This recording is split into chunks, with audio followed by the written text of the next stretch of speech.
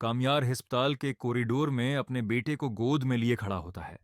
उसकी आंखों में शुक्र और सुकून होता है कि अचानक उसका फोन वाइब्रेट करता है।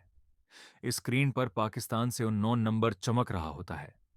कामयार कॉल रिसीव करता है तो दूसरी तरफ से नफीसा की सख्त और ठंडी आवाज आती है। कामयार, तुम समझ रहे हो, सब खत्म हो गया, लेकिन खेल अभी बाकी है। ये कहते ही कॉल कट हो जाती है। कामयार का चेहरा बदल जाता है। उसकी अंगुलियां जोर से फोन को पकड़ लेती हैं। उसे महसूस होता है कि कुछ गलत होने वाला है। उसी वक्त अमेरिका के इसी अस्पताल में जहां आयरा कमजोर सी बेड पर लेटी होती है, वहां एक औरत धीमी चाल से अंदर दाखिल होती है। आयरा उसे देखते ही सख्त हैरान रह जाती है, क्योंकि वो औरत और कोई नहीं, नफीसा होती है, जो अचानक सामने खड़ी होती है।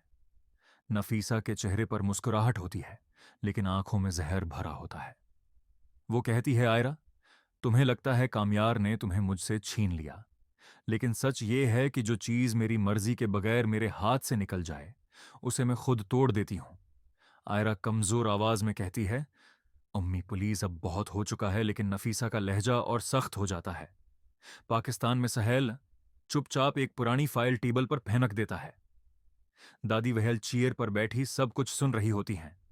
फाइल के अंदर आयरा के वालिद से जुड़ा एक राज होता है, जो कामयार की पूरी जिंदगी उलट सकता है। सहेल कहता है, अगर यह सच बाहर आ गया तो कामयार का सब कुछ तबाह हो जाएगा। दादी की आंखों से आंसू बहने लगते हैं और वो सिर्फ इतना कहती हैं, अल्लाह गवाह है, ये सच अगर सामने आया तो सिर्फ घर नहीं, रिश्ते भी मर जाएंगे। अमेरिका में कामयार तेज कदमों से रूम की तरफ बढ़ता है। उसे दरवाजे के पास नफीसा की आवाज सुनाई देती है। आयरा रो रही होती है। कामयार अचानक दरवाजा खोलता है और दोनों मां बेटा आमने सामने आ जाते हैं।